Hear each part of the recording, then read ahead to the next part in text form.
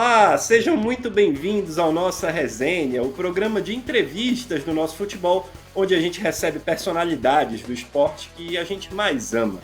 A Série C está a todo vapor e o Botafogo da Paraíba quer quebrar a escrita de 11 participações consecutivas na competição, buscando o acesso à Série B no final de 2024. E para entender melhor como é que funciona esse planejamento do Belo para a temporada, a gente recebe Afonso Guedes, vice-presidente de futebol do clube. Afonso, uma honra tê-lo aqui no Nossa Resenha, seja muito bem-vindo. Obrigado pela participação no Nossa Resenha. Boa tarde a todos, a Elison, a você. Estamos aqui para a gente bater um papo e falar um pouco sobre futebol. Ao meu lado, compondo a mesa, nosso parceiro Elison Silva, também direto de João Pessoa. Tudo bem, Elison? Seja bem-vindo. Tudo bem, Matheus? Satisfação, saudações ao Afonso, a todo mundo que acompanha a nossa resenha. E vamos falar um pouco sobre o Botafogo, né? O participante há mais tempo, aí, como você bem falou, da Série C, 11 participações consecutivas e vai para mais uma caminhada tentando buscar esse tão sonhado acesso para o torcedor botafoguense. Afonso, já que a gente introduziu essa questão da terceira divisão, vamos começar por ela. O que o Botafogo está fazendo de diferente este ano para conseguir esse acesso? O que a gente não viu em edições passadas que agora está ocorrendo na Maravilha do Contorno? Boa tarde, é verdade. 11 participações na Série C, né? Mas esse ano o planejamento em si é como todo ano, é brigar, é disputar, né? Uma competição bastante difícil. Mas temos o primeiro objetivo, é se livrar do rebaixamento, né? Que não é muito difícil esse campeonato, principalmente esse ano de 2024. Mas temos nossos objetivos, se livrando do rebaixamento, buscar a classificação e em seguida buscar esse tão sonhado acesso para essa torcida maravilhosa. Afonso, vou começar pela sua trajetória até chegar ao cargo de vice-presidente de futebol do Botafogo. Como é que foi sua caminhada até chegar aí? Você era torcedor de arquibancada, começou a entrar nas administrações do Botafogo até chegar a esse ponto de ser o homem responsável pelas contratações do Belo. Verdade, Elson. Vim de arquibancada, né? Torcedor, acompanho o Botafogo desde 1997. Acompanhando o clube, sempre em todos os jogos, viajando com o clube, sempre torcendo, vibrando. E aí sempre virei sócio do clube, e depois de virei sócio fui chamado pela diretoria da época para ser conselheiro do clube. E assim comecei a entrosar com os conselheiros e recebi o convite a participar da diretoria e faz 3 anos que participo da diretoria executiva do clube. E hoje estou aqui nesse cargo como vice-presidente de futebol, auxiliado também pelo nosso executivo Fausto. A gente direciona todo o planejamento, contratações, então é um trabalho em conjunto, eu e o executivo Fausto. Afonso, como foi essa transição da arquibancada para a diretoria? Como foi que você se capacitou para exercer essa função? Na verdade, o caminhar de estudo, né? Porque quando eu comecei a integrar a parte do conselho do clube, fui conhecendo as coisas, como se torna o dia a dia do clube. Cortou aí? E aí teve essa transição, né, de conselheiro para participar da diretoria executiva. Então, esses conhecimentos, fazendo na prática mesmo, no dia a dia, conhecendo alguns profissionais da área, né? E assim pegando conhecimento até chegar à prática, que faz 2 anos que estou nesse cargo, exercendo. Então, sou formado também em educação física, é um meio ligado ao futebol, né? Então, tem uns cursos também, mas tem alguns cursos ainda que falta fazer para ser mais específico na área de futebol e gestão. Mas é isso aí, é mais a prática do dia a dia e o conhecimento que foi adquirido através desses profissionais. E como é que você tá lidando com essa pressão das torcidas sobre questão de contratação de treinador, de jogador? Você que estava na arquibancada até não muito tempo atrás, né? Você cobrava de quem exercia o seu papel. E agora como é que você está desse outro lado, né? Sofrendo as críticas, as pressões por conta de contratações? O torcedor, já como eu falei, né? Fui torcedor de arquibancada, às vezes eles cobram muito, né? Mas não é fácil estar aqui também, porque é uma responsabilidade muito grande. O nosso trabalho é em prol do sucesso do clube e para eles também, né? A alegria deles, buscar títulos, vitórias. Às vezes não vem esse título, não vem as vitórias e às vezes eles não compreendem, né? Mas a gente respeita a decisão deles, porque eles querem o melhor para o clube, a gente busca isso também. É uma forma de, sempre eu falo, é o respeito que a gente tem que ter por esse torcedor. E falando em contratações, o Botafogo trouxe alguns nomes visando a Série C, buscando esse acesso, e dois particularmente chamaram muito minha atenção. O Edmundo Volante e o Will Viana, atacante do 13. Queria saber como é essa negociação com um grande rival estadual. É mais difícil tirar um jogador de um rival histórico ou foi tranquilo, o pessoal levou de boa? Como foi? Na verdade, o Botafogo sempre monitora, né? Então, no campeonato estadual, foi dois atletas que se destacou bastante, tanto o Will como o Edmundo. E aí, no estadual mesmo, a gente já começou as conversas, né? Em termos contratuais, o próprio Edmundo tinha contrato com o 13 para disputar a Série D, mas tinha uma multa, né? Desse contrato e a gente legalmente exerceu todo o trâmite legal. O Botafogo pagou a multa, fez o convite ao atleta, ele aceitou, a gente pagou a multa à agremiação, nosso rival, e o atleta foi liberado de imediato. E o Will Viana já não tinha isso, ele tinha uma cláusula de saída e teve o interesse também em participar, né, do grupo do Botafogo. Então, primeiro vai o interesse do atleta em vir vestir a camisa, né, em participar do nosso grupo. E em seguida entra a direção com o trâmite da negociação. E graças a Deus essas duas negociações teve êxito, né, sucesso, e estão aqui conosco esses dois atletas. Sobre essa questão do Edmundo e do Will, né, eles foram abordados na coletiva quando eles foram contratados, apresentados, e os dois disseram, né, que o maior time da Paraíba, eles estavam jogando no 13, o maior time da Paraíba era onde eles estavam agora, que é o Botafogo. E como é que tem sido essa sua relação enquanto dirigente com os rivais, né, com o 13, com o Campinense, com o Souza? A gente sabe que dentro de campo as disputas têm sido muito intensas nas últimas temporadas, mas como é que tem sido a relação institucional entre esses clubes na Paraíba, com você agora fazendo parte da administração? Respeitosa, né? Todos os dirigentes a gente respeita, né? Existe a rivalidade fora de campo, mas em campo a gente respeita. O próprio presidente do 13, o Arthur Bolinha, como o presidente do Souza, Aldeone, sempre existiu o respeito, mas cada um busca o melhor para sua equipe, né? Então, é futebol tem essas coisas. Então, mas existe o respeito sim, em ambas as partes, mas onde vai futebol, cada um vai buscar o melhor para sua equipe. Em cima dessa relação institucional entre os clubes, como é que você, enquanto homem forte do futebol do Botafogo, recebeu a brincadeira ali do Aldeone, presidente do Souza, quando da derrota na final do Paraibano, que ele falou do Belo, cantou uma música do cantor Belo. Como é que você vê isso? Aldeone, eu sempre digo, é uma peça folclórica, né, na Paraíba. Ele, até parabenizar pelo título, é um título que a gente almejava muito, trabalhou muito para isso, mas dentro das quatro linhas não veio. Ele é merecedor foi ser merecedor de ser campeão naquele momento. Ali a alegria, né, do mesmo jeito, se a gente fosse campeão, a gente ia comemorar, vibrar, podia ter música, dançar. É a forma de cada um se expressar no momento da vitória, né? Fosse sobre esse título paraibano, né? Vou voltar um pouquinho para trás, porque nesses 11 anos que o Botafogo disputa a Série C, quase sempre naquela entrevista de pré-temporada ali ao fim de outubro, começo de novembro, o primeiro discurso sempre foi o acesso. Vamos buscar o acesso para a Série C. E aí, nas últimas 5 temporadas, o Botafogo não conseguiu nem ganhar o Paraibano. Para essa temporada, vocês mudaram o discurso, disseram que a prioridade era vencer o estadual e depois pensaria no acesso. O estadual não veio, o título estadual ficou com o Souza, o Botafogo foi vice-campeão, mas conseguiu garantir vaga, por exemplo, pelo menos para a Copa do Brasil do ano que vem, o que garante um cofre um pouco mais cheio para o início da temporada. E agora a sequência da temporada, agora já se volta a falar em acesso novamente, ou um passo de cada vez, tentar ali fugir da zona de rebaixamento, que necessariamente você acaba ficando perto da zona de classificação? Verdade, Elson. Começo de temporada, o foco principal mesmo era o campeonato estadual, né? Até porque a Série C vai começar agora em abril, né? Então, o Botafogo precisava voltar a ser campeão, né? Então, o foco principal era esse, até para garantir calendário para o ano 2025, Copa do Brasil, Copa do Nordeste.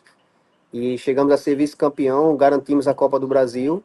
A Copa do Nordeste a gente vai disputar a pré-copa pelo ranking, né? O Botafogo disputa a pré-copa, mas o foco principal era ser campeão. Não conseguimos ser campeão, mudou agora o foco, fizemos uma boa Copa do Nordeste também, né? Chegando às quartas de finais, saímos para o CRB, mas o foco agora é Série C, é o único campeonato que a gente vai estar disputando no resto do ano. Então é como você falou, o planejamento principal é fugir do rebaixamento, desse campeonato tão difícil. em seguida buscar a classificação, que fica próxima ali, né, como foi todos os anos, e buscando a classificação, aí sim brigar pelo acesso, entrar forte, para buscar esse sonho que a gente tem há 10 anos, 11 anos participando dessa Série C. Afonso, qual é o prejuízo estimado dessa perda do estadual? Porque o Botafogo queria o título, além, claro, do troféu na galeria, como você citou, para entrar na fase de grupos da Copa do Nordeste, além da vaga da Copa do Brasil, que foi garantida com o vice. Dá para estimar um valor perdido pelo clube? Dá sim, porque assim, a gente já entrava direto na Copa do Nordeste, é cotas diferentes, né? Na pré-Copa, toda pré-Copa é difícil, é bastante difícil, os valores são menores, né? Já quem entra na Copa Nordeste tem uma cota maior, então sabemos a dificuldade que vamos passar o ano que vem também, em 2025, disputando uma pré-Copa, para que possa entrar na Copa do Nordeste. Então isso aí já dificulta um pouco o orçamento do clube no começo do ano. Mas vamos trabalhar para disputar essa pré-Copa e sim participar da Copa. Afonso, uma das questões que o torcedor levanta para a perda do título do Campeonato Paraibano, né, é a mudança de treinador. Até hoje não ficou muito bem explicada aquela saída do Christian para a chegada do Moacir Júnior, né? O Christian naquele momento tinha só uma derrota na temporada, uma campanha de mais de 60% de aproveitamento, e acabou, num dia que você deu entrevista coletiva elogiando o trabalho do Christian, no outro ele foi demitido e aí posteriormente o Moacir Júnior foi contratado e o time passou a jogar, teve uma sequência negativa de cinco derrotas consecutivas, depois conseguiu engrenar até a final do estadual. Você podia dar para a gente explicar o que puder para esclarecer ao torcedor sobre essa mudança de comando logo no começo da temporada? Na verdade, o trabalho do professor Christian, você acompanhou também, está perto aqui. Foi um trabalho positivo, né, no início ali do Campeonato Paraibano, classificou para a pré-copa também, né, da pré-copa do Nordeste. Só que coisas internas, né, avaliações internas, reuniões, algumas situações, não chegava a um determinador comum em concordância com a diretoria, algumas situações que ele nos pedia. Então, teve um desgaste, e desse desgaste, a diretoria optou em encerrar naquele momento o ciclo com o professor Christian. Ele concordou também, de forma muito clara, uma decisão em comum acordo, de boa. Então, a gente optou naquele momento ali em não dar continuidade ao trabalho do professor Christian. E assim, convidamos o professor Moacir, né? Ele veio para nos ajudar naquele momento ali final, tanto da Copa do Nordeste como do Campeonato Paraibano. Também não conseguimos êxito com o trabalho do professor Moacir perdendo o campeonato estadual. E aí sentamos, avaliamos após a final e decidimos também dar a troca de comando já para trazer a chegada do professor Evaristo Pisa. Ô, Matheus. Divergência... Opa, vai lá, Elis. Deixa eu só emendar uma. Pelo que circulava por aqui, né? O Moacir Júnior era o nome preferido para ser o treinador já no fim do ano passado, né? Só que ele não podia por conta do acerto com o Tombense. Então, essas conversas que o time tinha lá atrás com o Moacir ajudaram nesse processo de quando pensou, não, vamos trocar, então a gente vai buscar o Moacir, que era para manter uma linha parecida com o Christian, e um treinador que já tinha conversado antes com a diretoria? Verdade, Welles. No começo mesmo da montagem da elenco para 2024, o nome principal era Moacir. A gente tem uma conversa bem adiantada com ele. Ele estava disputando a Série B pela Tombense, e aí algumas questões também contratuais. Acabou desistindo da contratação, né, do professor Moacir, e aí surgiu o nome do professor Christian, que estava fazendo um bom trabalho no São Luís, já tinha feito um bom trabalho no Manauara lá, em Manaus, e aí acertamos com o professor Christian, e com a saída do professor Christian, o nome do Moacir voltou à pauta e deu certo a vinda dele, e aí ele chegou, fez o trabalho, né, o professor, com a experiência dele, a gente pensava que o grupo ia reagir, né, naquele momento, mas infelizmente não veio o que a gente almejava, que era ser o título campeão paraibano. Agora o Evaristo Pisa tem a responsabilidade de conduzir o Botafogo nessa Série C, ele que é um velho conhecido já da turma toda na Maravilha do Contorno. Qual é o diferencial que ele pode entregar para o Botafogo na sequência da temporada? O professor Evaristo, ele já conhece o clube, né? É a terceira passagem dele, ele foi bicampeão paraibano, vice-campeão da Copa do Nordeste, fez excelente campanha também na Copa do Brasil, livrou o Botafogo do rebaixamento contra o nosso rival maior, né? Ele rebaixou o nosso rival também, então é um treinador que conhece o Botafogo, Ele já vinha acompanhando os jogos do Botafogo também, conhecia uma boa parte do grupo, né? Então isso somou, né, a vinda dele para cá. A gente conhece o trabalho do professor Evaristo, temos confiança no trabalho dele e esperamos que ele faça um bom trabalho, como já começamos a Série C na estreia ganhando do Floresta, fora de casa, empatamos em casa agora contra a equipe do Caxias. Vamos agora para esse desafio do terceiro jogo, esperamos fazer uma boa Série C, para que no final a gente concretize com o nosso sonho, que é o acesso. E a chegada do Pisa, ela muda muito o estilo dos treinadores, né? No começo do ano, com o Christian de Souza e depois com o Moacir, eram treinadores que se preocupavam primeiro em defender, depois em atacar. O Pisa é um treinador que ele é muito ofensivo, treinador que gosta de sair para o jogo, de pressionar seus adversários na frente, joga com linha de 3 atacantes, e para isso ele precisa remodelar o elenco. Botafogo, da final do Paraibano para o começo da Série C, anunciou 6 reforços. E a torcida fica sempre naquela expectativa, e eu queria perguntar a você, que é um dos responsáveis por isso. Será que vem mais gente por aí nesse começo de Série C para tentar o Pisa dar a cara dele a esse elenco e ao time que vai para o campo? Na verdade, a gente está fazendo esse remanejamento ainda, né? Agora mesmo, essa semana, a gente conversou com 4 atletas do grupo. Esses atletas estão deixando o Botafogo para diminuir um pouco. A gente estava com 38 atletas aqui no grupo. Então a gente precisa tirar alguns atletas, já começamos a fazer esse remanejamento. E agora, com esse remanejamento, a gente possa sim buscar mais 1 ou 2 peças para fortalecer mais o grupo. É como você bem falou, ele está 3 semanas de trabalho, ele está avaliando o grupo e ele vai nos posicionar as peças que precisa, né? Então, próxima semana a gente já vai sentar e buscar esses nomes que o professor vai solicitar. Qual é o principal mercado que o Botafogo está buscando jogadores? Tem algum alvo preferencial? E, em cima disso, tem alguma característica específica para defender o Belo? Na verdade, hoje a gente olha mais para uma Série B, aqueles atletas que não estão tendo oportunidade, né? Atletas mais experientes, atletas também que já conhecem a Série C, que já disputou a Série C. Então isso aí a gente busca muito e o mercado já começou a nos mostrar isso, né? Tem algumas opções no mercado já, fim de estaduais, aqueles atletas também que se destacam nos estaduais, alguns ainda não estão empregados, então a gente está avaliando isso também. E dependendo da posição que o professor solicitar, a gente já tem uma relação de atletas para mostrar ele também vai indicar alguns atletas. E dependendo das negociações que concretizam o melhor para o Botafogo.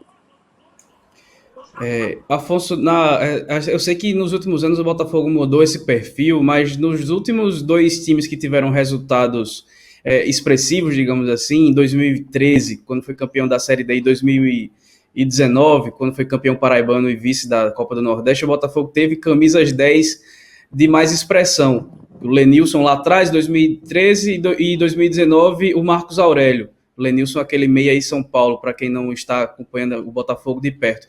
Você pensa nesse próximo mercado para o Evaristo Pisa, que certamente deve solicitar algum meia, trazer algum nome mais pesado, ou você vai seguir nesse planejamento das últimas temporadas de que ter um grupo um pouco mais equilibrado, sem nenhum jogador que ganhe um salário um pouco mais alto, que vá onerar a folha? Como é seu pensamento aí para esse futuro? Ou depende do que o professor pedir e da reunião com o staff todo?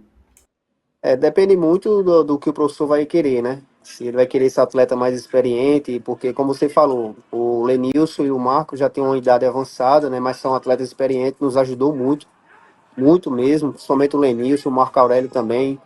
Mas, assim, hoje o futebol mudou um pouco, né? Não é só a experiência, tem que ter também a parte física, a minutagem de jogos. Então, vamos aguardar, o professor vai nos passar para a gente decidir e chegar na conclusão daquele atleta que possa vir nos ajudar no restante da Série C. Como é a relação hoje do Botafogo com outros clubes, não só da Série C, mas do mercado no geral? Por exemplo, a gente viu há alguns anos um entrevero, digamos assim, com o Remo, que tirou o treinador, tirou jogadores, houve troca de farpas de ambos os lados. Como é que o Botafogo trata hoje os seus concorrentes diretos? Tratamos todos por iguais, com respeito, né, profissionalismo. É bom deixar as portas abertas, várias parcerias, né? Como você falou, a situação do Remo naquele momento chateou, né? Não só a agremiação, mas também até pela o comportamento do profissional, né, como foi feito. Não foi só a agremiação Remo, mas isso aí já passou, agora é focar no ano 2024. E o Botafogo tem parcerias com vários clubes, portas abertas, clubes de Série A, clubes de Série B, clubes de Série C, e é continuar nisso aí, porque isso é importante no futebol. E aproveitando essa questão da relação com outros clubes, Afonso, nas últimas temporadas que o Marcos Aurélio esteve por aqui, por exemplo, em algumas oportunidades ele foi ventilado o seu nome em Náutico, Santa Cruz, até Sport, e sempre para ele recusar, se falava muito de que o Botafogo era um clube que, diferente dos times pernambucanos à época, e alguns até hoje ainda, o Botafogo é um time que está estruturado e que paga em dia. Então, como é que você agora, enquanto dirigente, vê a aceitação do nome do Botafogo dentro desse mercado da bola, tanto por treinadores, por jogadores, quando o Botafogo chega para contratar alguém? O Botafogo hoje em dia é um clube bem visto para os profissionais seguirem suas carreiras? Verdade, Elis. O Botafogo tem a credibilidade no mercado, né? Eu acho que futebol, quando a gente vai contratar um atleta, o próprio atleta liga para os atletas que passou aqui, para quem está aqui, se ele conhece alguns, e pega as referências, como a diretoria se trabalha, a forma financeiramente. E o Botafogo trabalha com o pé no chão. A gente sabe o teto que a gente pode chegar a uma folha salarial de toda a equipe, até para honrar com compromisso com esses atletas. Então a gente sempre trabalhou assim nessa gestão e não vai deixar de trabalhar. A gente não vai dar um passo sem poder, mas dentro do nosso planejamento e orçamento financeiro, o que a gente puder fazer para fortalecer a equipe ficar mais forte dentro da competição, será feito. Qual é o planejamento financeiro do Botafogo em relação à folha salarial do clube? Há uma estimativa de quanto a equipe pode gastar por mês com comissão técnica e jogadores? Existe um planejamento sim, desde o começo da competição. A gente tem um teto, né? A gente não pode passar desse teto, até porque o clube hoje vive de alguns patrocinadores, né? Então em cima desses patrocinadores, a gente tem todo o nosso orçamento até o final da Série C. Então existe o teto e todos sabem, aqui a diretoria, a gente não vai passar desse teto, a gente não vai fazer loucuras, até porque a gente montou uma equipe forte. E eu tenho certeza, com mais 2 ou 3 peças que chegar, a equipe vai brigar sim pela classificação e em busca do acesso. Afonso, voltando para a questão dos treinadores, né, tanto com o Marcelo Vilar, quanto com o Itamar, o próprio Pisa e Gerson Guzmão, o Botafogo sempre foi, nos últimos 10, 12 anos, um clube que manteve seus trabalhos, né, diferente da maior parte dos clubes no Brasil. Todos esses treinadores passaram pelo menos mais de um ano no Botafogo, alguns até 3, casos do Pisa, do próprio Marcelo Vilar. Mas nessas últimas 2 temporadas, né, 2023 e 2024, a gente chega em março, abril e o time já vai para o 3º treinador na temporada. Você acha que está existindo algum erro de planejamento ou realmente são coisas do futebol que aí são avaliações dia a dia que acontecem? Na verdade, Elson, o Botafogo, eu acho que no decorrer dos anos, se você ver aí a estatística, a gente nunca gostou de ficar trocando troca de comando, né? A gente é muito difícil, mas já vem 2 anos que às vezes resultados, planejamentos acontecem e a gente precisa trocar o comando, porque não tem como trocar 20 atletas, 15 atletas. Então, infelizmente, esse ano já teve 2 trocas, né? Mas a gente fez uma conversa séria sobre isso, porque futebol, para trazer resultado, tem que ter uma sequência de trabalho. E a gente acha importante ter uma sequência. Então, até com a chegada do professor Evaristo, a gente fez um contrato um pouco mais longo com ele, para dar até uma estabilidade e dar também confiança ao trabalho dele. Esperamos sim buscar o acesso, brigar pelo acesso, ter o acesso com o Evaristo e, se Deus abençoar, ele começar o ano 2025 à frente do Botafogo. A gente estava falando também em relação à forma, né, como o Botafogo é visto no mercado, se relaciona com outros clubes. Como é que o Belo está inserido na discussão da liga de futebol? Está mais próximo de algum grupo? Como é que vocês observam a situação? Estamos sim, já teve conversas iniciais. O Botafogo tem interesse também em participar, inclusive tem um setor já, algumas pessoas já credenciadas a discutir questão de toda a situação da liga, né? A gente tem nosso ex-presidente Alexandre Cavalcante, que participa diariamente das reuniões. E o Botafogo mostra o interesse, mostra a metodologia que o Botafogo quer entrar e entrar forte. Então agora é só aguardar algumas situações para que o Botafogo esteja atuando também dentro dessas ligas. E para o clube participar de uma liga, geralmente precisa haver uma união e um consenso entre os clubes, né? Só que, por exemplo, para esse Campeonato Paraibano, o último, o Botafogo foi o único que teve uma transmissão de uma determinada emissora de TV e os outros 9 assinaram com outra. E aí, como é que o Botafogo fica nessa situação? O Botafogo tenta fazer parte de um bloco, tenta liderar um bloco, tenta buscar condições melhores ou vai avaliar isso, o que é melhor para si, para poder decidir? Na verdade, no Campeonato Paraibano, eu participei do arbitral lá, né? Eu participei do arbitral e as cotas de TV e as situações que foi apresentada não agradou ao Botafogo. A gente teve várias reuniões com a Federação Paraibana de Futebol e aí ela deixou bem claro para todos os clubes que todos os clubes tomassem a sua decisão.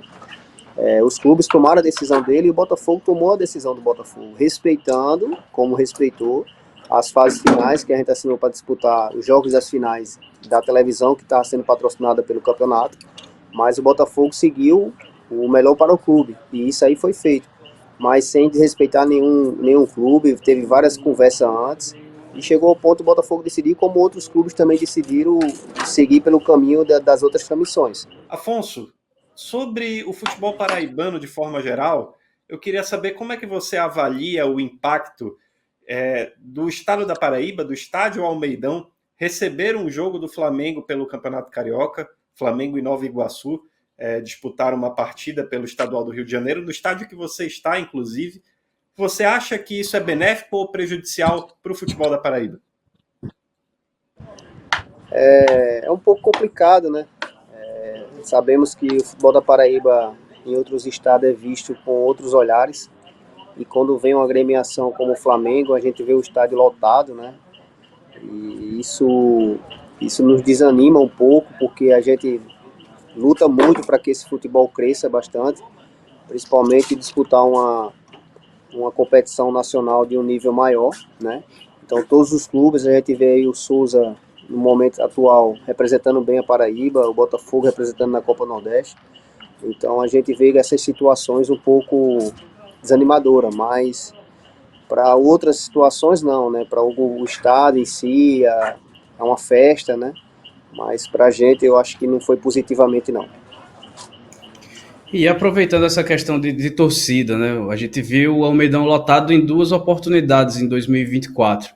Nesse jogo do Flamengo contra o Nova Iguaçu pelo Campeonato Carioca e na final do Campeonato Paraibano, né? Que depois de muito tempo o Almeidão voltou a ter com o Botafogo um público de mais de 13 mil pessoas no estádio, né, pelo que foi divulgado ali depois da grande decisão.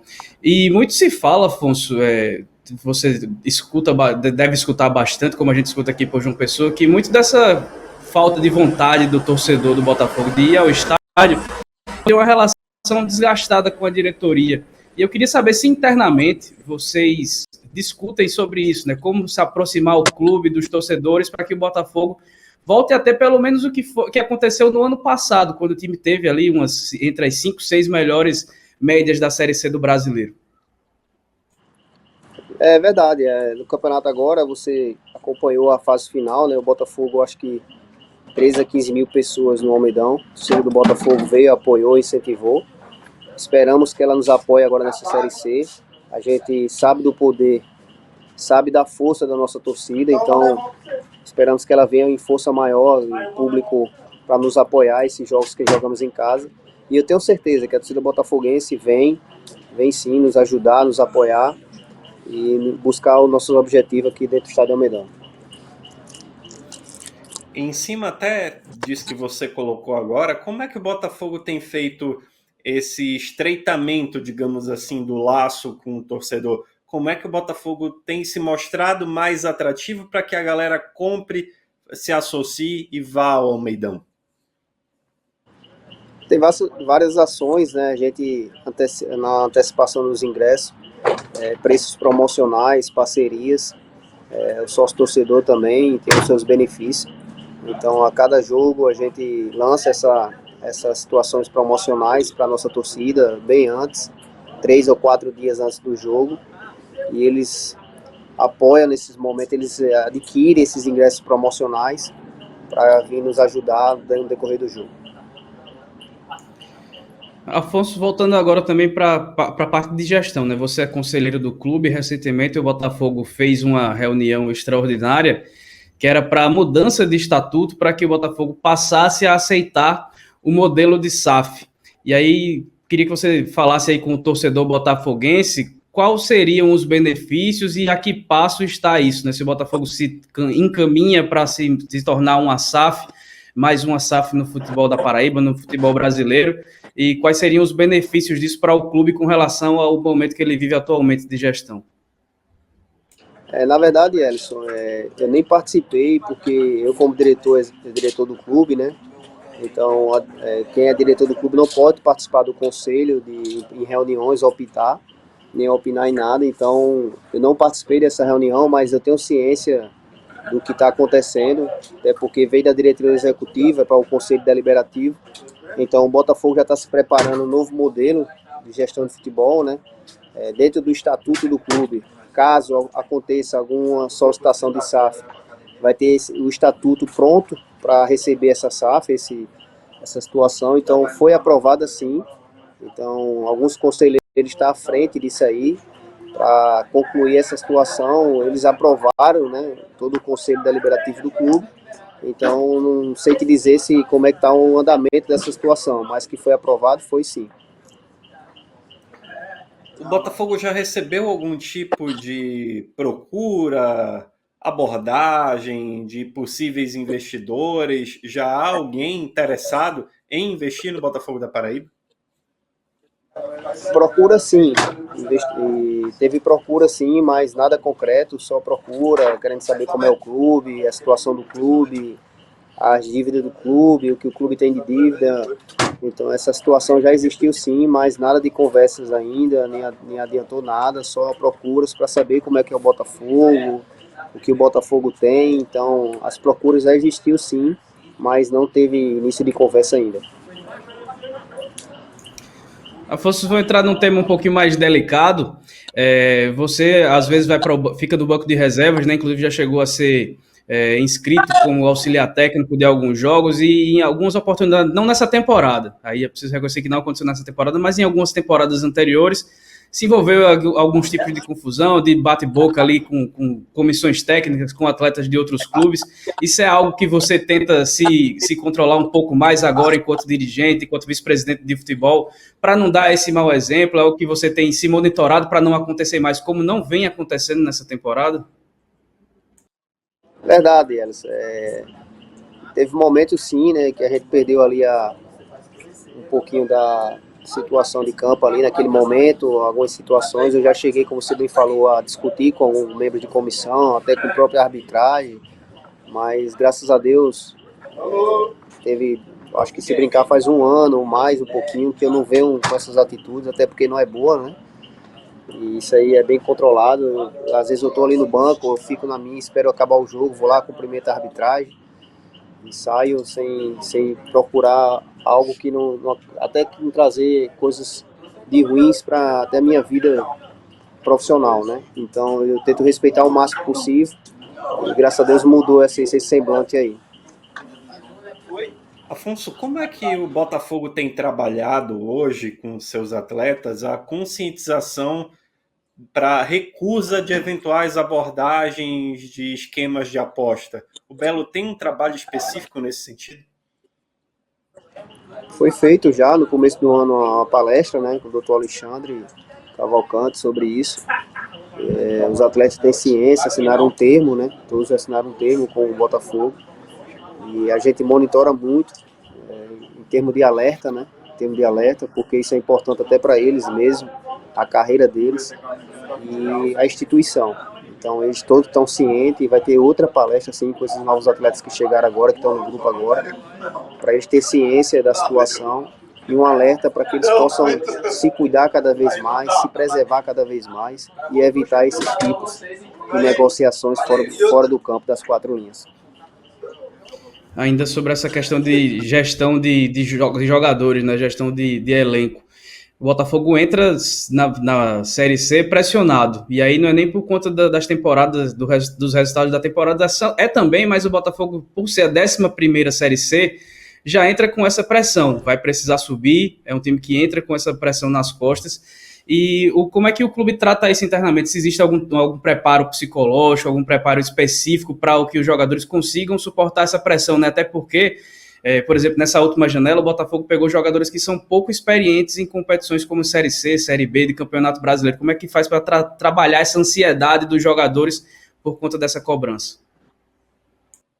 Na verdade, a ansiedade eu acho que já passou, né? Já está indo para a terceira rodada, mas essa questão eu não olho nem com questão assim de trabalho psicológico, até porque as duas situações de acesso que a gente não teve foi finalzinho de jogo. Eu acho que ali a qualquer momento pode acontecer, até a favor também pode acontecer o dia. Quem não sabe se vai acontecer a favor também, né? Só foi contra. Lá em Ribeirão Preto, lá em Varginha, né? Então eu vejo que futebol tem que estar preparado os 90 minutos, mais os acréscimos do árbitro, né? E a gente foca muito isso. Série C é isso, é decidido em bola parada, final do jogo, começo do jogo. Então a gente trabalha com toda a comissão para passar para os atletas que dentro dos 90 minutos é importantíssimo o foco total dentro do jogo. Matheus. Opa, vai lá, Alisson. E só para emendar essa questão de pressão, no ano passado, em 2023, o Botafogo passou todas as rodadas da primeira fase dentro da zona de classificação, se classificou para o quadrangular, estreou com vitória sobre o Amazonas, que acabou sendo campeão da Série C, mas depois perdeu os outros 5 jogos. E certamente no final de 2023 vocês fizeram alguma avaliação sobre os erros cometidos para que chegasse a esse ponto, né? Eu acho que na minha visão e de muita gente, o Botafogo, pela regularidade na primeira fase, começou o quadrangular como talvez o principal clube a buscar o acesso, porque era um time muito constante. Qual foi a avaliação que vocês fizeram aí para, não sei se justificar é a palavra, mas para analisar o porquê daquela queda de rendimento na reta final do quadrangular? A gente, como você bem falou, a gente começou uma fase final bem contra a equipe do Amazonas aqui em João Pessoa. Saímos para 2 jogos fora, o primeiro contra o Volta Redonda, fizemos um excelente jogo, não merecíamos perder. As situações de jogos no começo era para a gente até descer para o intervalo com o placar no mínimo 2-0. A gente perde o jogo por Volta Redonda, já dá um desânimo, assim, porque era um jogo que a gente podia trazer os 6 pontos já para cá, volta a avaliar Paysandu, leva um gol no final do jogo, né? Até nesse jogo eu trabalhei de auxiliar técnico, ajudei lá. Então no finalzinho do jogo a gente levar um gol daquele e vem para casa os 2 jogos que a gente era para recuperar e não foi bem também, tanto contra o Paysandu quanto o Volta Redonda. E aí é isso, Série C, as equipes cresceu, o próprio Amazonas que vinha de 2 derrotas, trocou o comando numa fase final e acabou sendo campeão. Então, isso é o futebol, né? Isso é o futebol. Infelizmente as coisas mudam rapidamente. E é como você falou, a equipe do Botafogo era uma equipe estava muito confiante, dentro de campo, fora de campo, bem planejada, não faltou nada para todo o grupo, mas infelizmente não conseguimos o acesso. Afonso, o Botafogo não tem nenhum rival paraibano na Série C. Quais dos clubes, dos outros 19 participantes, é aquele que é uma pedra no sapato do Belo?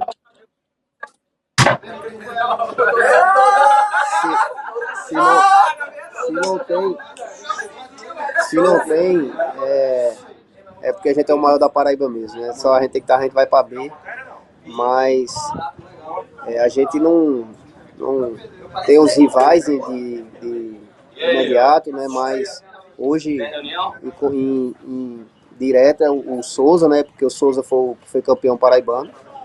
Mas a gente, se juntar todos os títulos aí, todos os clubes, não tem o título que o Botafogo tem estadual.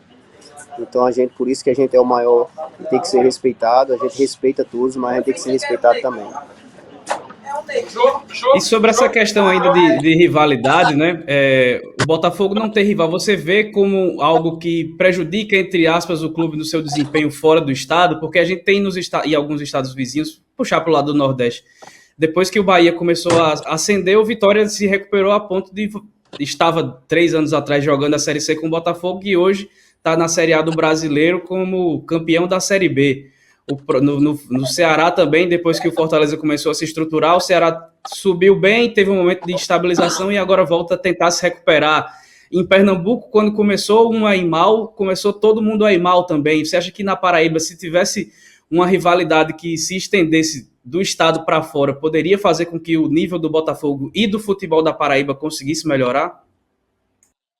Isso, com certeza. Se a gente tivesse aqui até em João Pessoa mesmo, tivesse uma equipe é, forte igual o Botafogo para a gente disputar campeonatos iguais, né? A gente ia ter uma briga sadia, até porque em termos de estrutura, patrimônio, títulos, tudo isso seria sadio, né? A gente já vê aqui, como você bem falou, Bahia, Pernambuco são equipes que sempre estão brigando ali Série B, Série A. Então, o primeiro passo tem que ser dado até pelo Botafogo também, para que as outras equipes vejam o Botafogo na Série B e queiram chegar na Série B e permanecer na Série B, não só chegar, a gente quer chegar e permanecer. Então, isso é um fruto de um planejamento e trabalho. Então, hoje a gente vê o Botafogo já preparado ir para uma Série B, precisamos buscar isso, para que a gente possa chegar e permanecer na Série B como a gente permaneceu na Série C. Eu acho que, se você ver a estatística do Botafogo aí, é mais positivamente dentro da Série C em brigar pelo acesso do que brigar contra rebaixamento. Então a gente precisa ter esse mesmo trabalho quando chegar um dia a Série B, que a gente vai chegar esse ano, se Deus quiser. Você tem algum clube, ou melhor, o Botafogo tem algum clube que ele se mire como exemplo dessa permanência a longo prazo, que é o foco nas divisões superiores? Vocês têm algum referencial nesse sentido? Temos sim, temos, a gente vê com bons olhos, o Fortaleza, a história do Fortaleza, quantos anos a Fortaleza passou na Série C ali brigando para subir, quando subiu, eu acho que com a chegada de algumas pessoas, até eu vejo uma comissão técnica, quando chegou o Rogério Ceni no Fortaleza, mudou não só o Fortaleza, como mudou a estrutura do Fortaleza, do clube Fortaleza, e alguns trabalhos que as pessoas que estavam à frente daquele momento, então a gente vê com bons olhos, né, porque hoje o Fortaleza é uma equipe representa muito bem o Nordeste e o Brasil, né? E o Brasil também hoje, essa semana passada, joga na Sul-Americana, ganhando do Boca Juniors, a gente vê quem era o Fortaleza e hoje vê o Fortaleza do tamanho que está. Então a gente se espelha nesse caminho, esperamos um dia ter êxito igual ao Fortaleza. Afonso, eu vou mudar um pouquinho a área, perguntar sobre o lugar que você está. O Almeidão, ele é um estádio antigo, criado em 75, é um estádio grande, mas que tem alguns problemas estruturais. O gramado teve problemas, mas agora não é um problema, o gramado está bom. O próprio Marcelo Paes, presidente do Fortaleza, no jogo da Copa do Nordeste, falou que o gramado do Almeidão era bom.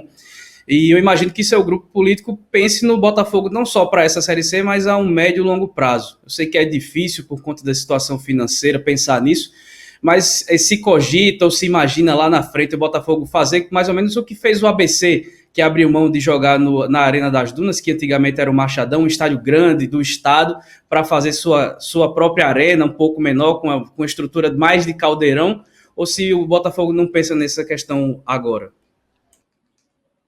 Agora não, Edson, mas a gente vê, você conhece bem, que você vê a estrutura do Almeidão, é uma estrutura antiga, né?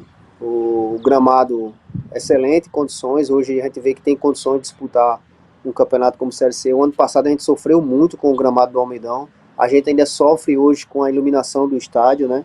A iluminação antiga, muito escura, quando os jogos é à noite, dificulta para qualquer equipe, mas assim, a gente chegando, como eu disse, dando um passo maior para uma Série B, a gente vai ter uma estrutura, a gente vai ter vários patrocinadores que a gente possa já começar a sentar e pensar nisso, em fazer a Arena Bela, a Arena Botafogo, né, para que a gente possa mandar nossos jogos, como você bem falou, o ABC, algumas equipes têm seu estádio e dá para fazer os jogos. Então o Almeidão precisa sim se reestruturar a parte da estrutura, porque é muito antigo, vestiário, iluminação, até a própria adequação do estádio no geral, né, mas é o que a gente tem, é o que o estado nos oferece, então a gente tem que disputar por enquanto aqui no estádio Almeidão.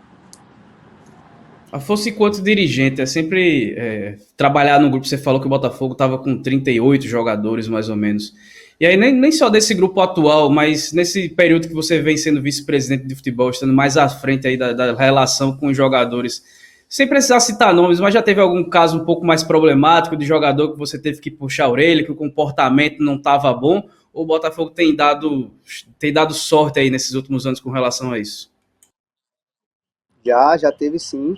teve situações, né? Futebol é gestão, né? Isso é gestão de pessoas, é um pouco complicado, cada um com pensamento, cada um com sua cabeça, sua metodologia de trabalho, a sua vida pessoal fora do clube, mas já teve situações sim, de chegar a conversar, de orientar, até de notificar, de multar, mas esse ano não, esse ano eu vou ser bem sincero, esse grupo que a gente montou desde o começo, nenhum trabalho, pelo contrário, são atletas que muito focados no que faz. Sabemos que tem alguns que gostam da sua cervejinha, que gosta da sua noitada, mas a gente já deixa bem ciente das situações que o clube oferece, que a cidade oferece, mas que o profissionalismo seja em primeiro lugar. Então, esse ano, graças a Deus, não teve nenhum transtorno, nenhuma situação que venha nos chatear e chamar o atleta para conversar. Espero que seja assim até o final do ano. Você falou que esse ano não teve transtorno, nenhuma situação dessa. Qual foi a mais fora da curva que você viveu como dirigente? É mais extracampo, né? Atletas, que João Pessoa é uma bela cidade, tem muitas coisas que aqueles atletas que são solteiros, que vêm e apresentam algumas situações que não agradam, né? Atletas que, por exemplo, vai para a noitada, se atrasa para a chegada do treino, situações que assim, conversa a primeira, a segunda, na terceira já tem que chamar um negócio mais sério, notificar, multar, para que eles possam ser profissional. A cidade oferece muita coisa e aqueles atletas tem hora que não tem responsabilidade de chegar ao treino.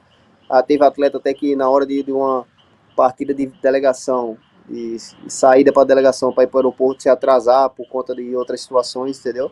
Mas como eu falei, isso é do passado, esse ano, graças a Deus, não aconteceu ainda e nem vai acontecer, porque o grupo é muito profissional nisso aí, e a liderança que está dentro desse grupo aí sabe conduzir bem.